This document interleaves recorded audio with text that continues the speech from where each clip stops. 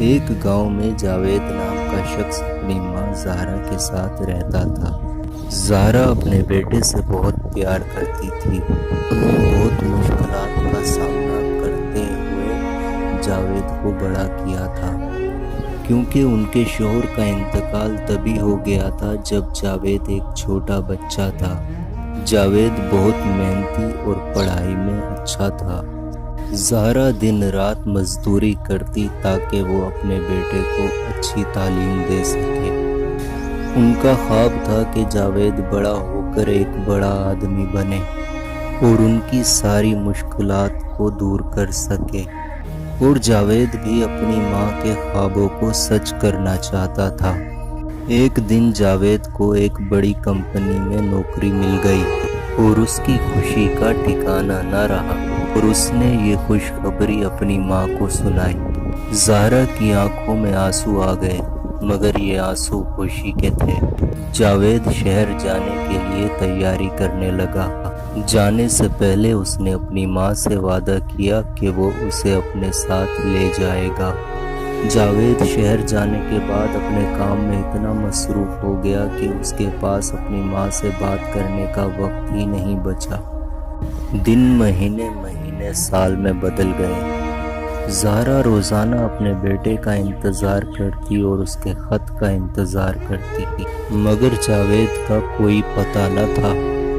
ایک دن جاوید کو پتہ چلا کہ اس کی ماں بہت بیمار ہے۔ وہ فوراً گاؤں پہنچا۔ زہرا اسے دیکھتے ہی رونے لگی اور کہنے لگی، بیٹا، میں نے تو سوچا تھا کہ تم مجھے اپنے ساتھ لے جاؤ گے، مگر تم تو مجھے بھول ہی گئے۔ جاوید کی آنکھوں میں آنسو آ گئے اور اس نے اپنی ماں سے معافی مانگی اور کہا، ماں، مجھے معاف کر دے، میں اپنے کام میں اتنا مصروف ہو گیا کہ اپنا فرض ہی بھول گیا۔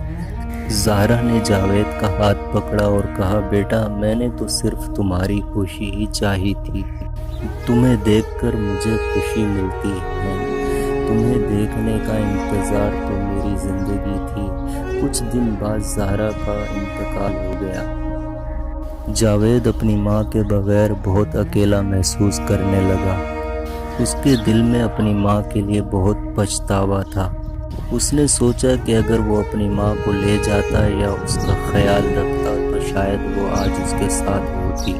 جاوید نے اپنی ماں کی یاد میں ایک چھوٹی سی کتاب لکھی، جس میں اس نے اپنی ماں کے ساتھ گزارے لمحے اور ان کی یادوں کو سنجو کر رکھا۔